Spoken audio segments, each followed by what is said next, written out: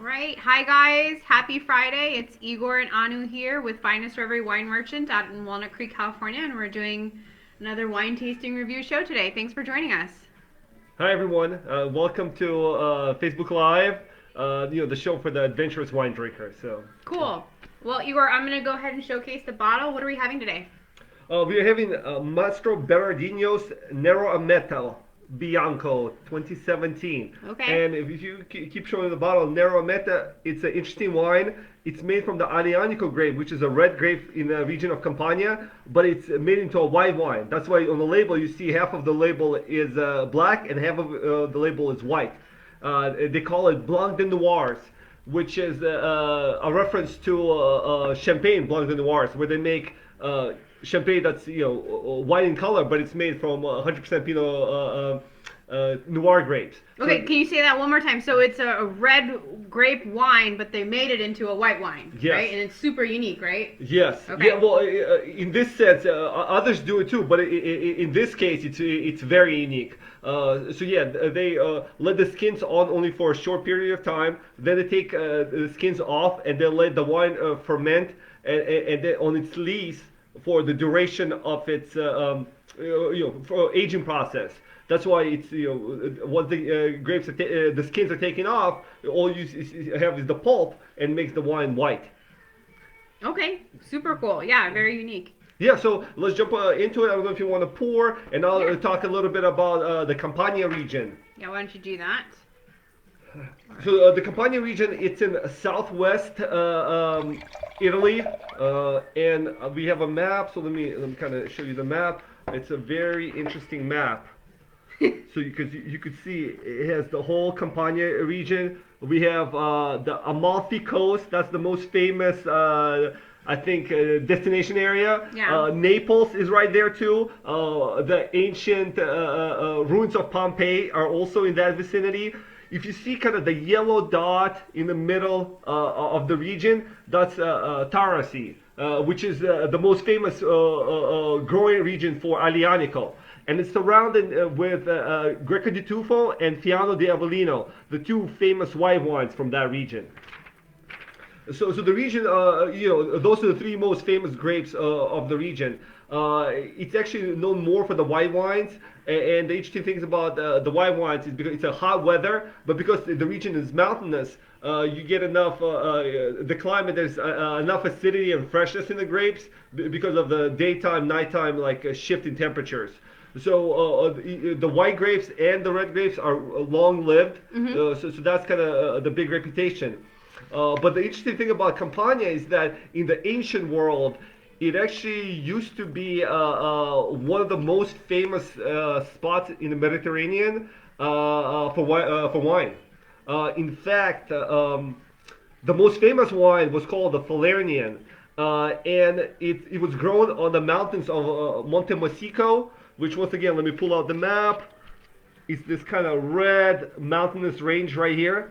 So this little area right here in the ancient Roman times was the most famous place to make wine. So, okay, cool. Yeah. We'll talk about ancient Rome a little bit later, I think. Yeah. So, yeah, awesome. Yeah, and as I mentioned, they try to. Campania is one of the relatively few Italian regions that's kind of try to fight off international invasion, in the sense that a lot of the regions like Tuscany, Alto Adige, even the Piedmont in certain degree, they try to incorporate Cabernet Sauvignon or Chardonnay, kind of the famous grapes. But here you will not find any of those grapes. They're kind of sticking to their roots, and they want to, obviously Aglianico, the grape we're talking about too, but Greco, Falagina, Fiano, just these great wines that are grown in this vicinity. And you just kind of look, you can't really see the map that great, but it's surrounded only by famous attractions and these micro zones with different microclimates. It's just like just a fascinating region, I think, both for travel and for drinking and eating. So, Okay. Yeah. Awesome. Well, go ahead and taste the wine. Yes. And while you do that, I'll talk a little bit about the winery. But before I do that, I just want to go over some accolades that this wine is getting. So it's super highly rated. It's got 90 points from Vinous, 90 points James Suckling, and also 90 points Wine Enthusiast. So rest assured, this is a really good wine. And, I was doing some research on the winery. Very interesting. So it was founded in 1878. So you have 11 generations of winemaking in this family. So that is quite a lengthy history there. And the owner is right now Antonio Mastroberardino, and he operates the winery with his sons Carlo and Piero. And Antonio, he's known as the grape archaeologist. His specialty, I guess, is identifying and preserving ancient grape varieties. And what was super fascinating and why he has that reputation is the winery and the family, they work closely with the archaeological superintendent of Pompeii. Now, most of us, you probably remember Pompeii, but quick crash course, if you've forgotten what Pompeii is and it's kind of vaguely familiar, that's the ancient Roman city that was buried in ash because of the eruption of I cannot pronounce this very well, but Mount Vesuvius, I think. Vesuvius? Vesuvius, there we go. Yeah. So Mount Vesuvius erupted in 79 AD and buried the entire ancient city of Rome in ash, so that's why it's famous. But this winery and this family, they work with that archaeological superintendent to, I guess they're preserving the wine history of that time. So they're actually excavating wine bars that were buried in the city. They're pulling up a lot of the wine history. They're working with historians. Apparently they did DNA testing of grape seeds that they found in the ash, all to kind of pull out what the ancient grape varietals were and preserve them and kind of restore the indigenous grape varietals. Yep. Kind of. So that's kind of, I thought it was a super interesting backstory. Very passionate winemaker. Obviously, they're into that. So yeah. So, did you? I don't know. Did you mention that it was like 10th generation? 11 generation. 11th generation. Yeah. Yes. So and they're the most famous winery in the region. And if you read, anybody from Jancis Robinson to New York Times, they're the standard for that region. And they basically single-handedly rescued the Aglianico grape. Okay. And made it into a world-class grape. Okay. Without them, you could make an argument it was just going to be just like a little local grape that the locals would be drinking. It wouldn't have a reputation. And the grape is fantastic, even though it's still acquiring reputation. Okay. So yeah, definitely a force of nature in the wine world there. Yeah. Awesome. And this is very, it's very unique that it's a white wine from this red grape. But let me talk about the grape. So I'll be talking about the Aglianico grape, which 99.9% makes red wine. So it's dark skinned grape. It's very tannic. In fact, its nickname is the Barolo of the South, in the sense that it needs long aging time to really show its best. And so the vine, it ripens really late, like sometimes to late November, which is very unusual for grapes. I think most of them are picked by October. So it's got like a long, I guess, picking period. I'm not sure what the technical term is.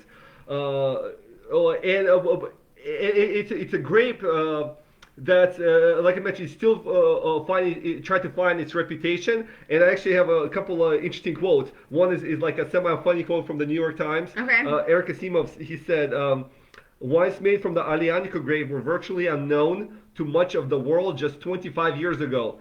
They have made a great progress since. Now they are merely unappreciated. Okay. But Ian Diagata, he's a Italian grape scholar. He says, along with Nebbiolo and Sangiovese, it is generally believed to be one of Italy's 3 best wine grapes. But in my opinion, it is far more. At the very least, it's one of the world's dozen or so best wine grapes. So it is quite a praise for. I think a casual wine drinker is not familiar with Aglianico the grape, and it's so interesting. We actually had a entry-level red Aglianico from Mastroberardino about a couple of weeks ago, and on the first day it was like very nice. Then when we tried it on the second day, like all the more fruit kind of showed up. It had time to breathe. Mm-hmm. And on the third day, it was really great. Okay. It was like really great wine. Okay. And typically on the third day, most other wines, they're already they're done. Yeah. So it just shows, how interesting it is how different wines produce different impressions at different time points. What's very interesting, another kind of example of this grape. So the most famous Mastroberardino wine is the Taurasi, which is the Aglianico from the region that I was showing you on the map. So Vinous magazine, they did a vertical tasting of the wines, and they ranked all the wines that they tasted. So the Aglianico from 1928 got 95 points. Okay. Most wines from 1928 are vinegar, Okay. including Bordeaux. So it aged very well. Nebbiolos. Okay. This is a wine over 90 years old that got 95 Okay, points. so this belongs in your cellar in addition to having it right now. Yeah, Okay. it's a spectacular Okay, wine. yeah, so that's this is a good one. That's relatively still unknown. Yeah. Okay. So yeah, and, I think what's next? We can talk Tasting about notes? Yeah, the tasting notes and maybe the pairing. Food pairing, yeah. Yeah. So, well, I mean, I have some of my tasting notes Yes. since I started early. Sure. Well, I think it's like melon, crisp, white peach. I wrote crustone, juicy strawberries. It's really nice, very good, long finish. Always a mark of a good wine. That's how you know. Just a really great, unique white wine. It's definitely, I can tell that it's different. So, yeah. On the nose for me, it took me the first time I smelled it, took me by surprise because it had that savory note that I associate typically with red wines, and I wonder if it's because it's made from a red grape. Yeah, I did write down savory actually, but I wasn't sure if that was psychosomatic or if it was really what I was tasting. Yeah. Yeah, no, it's very good. And, I think you have notes on food pairing because obviously this is so unique. I wasn't sure how to pair it, but you found something on food pairing. Yes, yeah. So once again, New York Times did a recommendation. So it's a little write-up that they did. So I'll just read it over. So they say the lusty foods and intense wines of southern Italy provide inspiration to spare for cooks and connoisseurs. San Marzano tomatoes, fresh mozzarella, succulent olives, tender pastas, and fragrant olive oils, alone or combined, spell sheer enjoyment. The typical red wines, like the commendable assortment of Aglianicos and Taurasis, we tasted provide earthy, darkly brooding complements to this happy familiar fare. The roots of red sauce Italian, ever popular in the United States, are in the south, in Campania and in capital Naples, as well as in Puglia and Basilicata. This recipe is a riff on a traditional pasta alla puttanesca, with tomato, capers, olives, and garlic, but without the anchovies. I went bigger on the fish front, with chunks of seared swordfish to bolster the mixture of meaty, briny notes. Okay, so pasta puttanesca. Yeah. I have got a great side story on this. But basically the main takeaway is if you're trying to pair food with this wine, like olives, the fish, that's kind of the key takeaway. But I did want to digress a little bit on pasta puttanesca. Yeah. So pasta puttanesca in Italian basically means in the style of a lady of the night. Yes. So, and I was trying to look up the history, like why is it called that? And there were several reasons. I guess back in the day, ladies of the night would make pasta puttanesca because it was very fast and easy to make and they could kind of get back to work. Also, it was served at brothels for the same reason because it was super easy to make and it wasn't very time consuming. And it also had a reputation. Apparently married women with lovers would make this dish so they could get out of the kitchen quickly and go meet their lovers. So just a quick side story on pasta puttanesca. I thought it was hilarious. And, just to tie it back, that would make an excellent pairing for this wine. Yes, yeah, it's a great side story. Yeah. Yeah. So we try to find all the geeky and fun stuff. So. Right. Yeah. Absolutely. Well, anything else you want to add on this one? I just want to say hi to everybody. We have Lisa. I see we have Martha, Yana. If I miss somebody, hi everybody. Thank you for joining us. And I just wanted to show one more time. Mastroberardino, Neroameta, right here. We sell it for $35. It's a really an anomaly. In fact, it's so interesting that I think this was the first vintage that was imported into the U.S. And it's not imported anymore. Oh, really? So it's really, you really can't find it. Yeah, and okay. As far as I know, it's the only white Aglianico that's sold anywhere in the U.S. There's no Awesome. other interpretations of white Aglianico. So very unique. And like our motto, drink different. That's kind of what we try to do and what we try encourage others to do. That's awesome. Yeah. Well said. All right. Thanks so much for joining us. Appreciate it. We'll talk to you guys next week. Have a great weekend. All Thank you guys. Bye. Bye.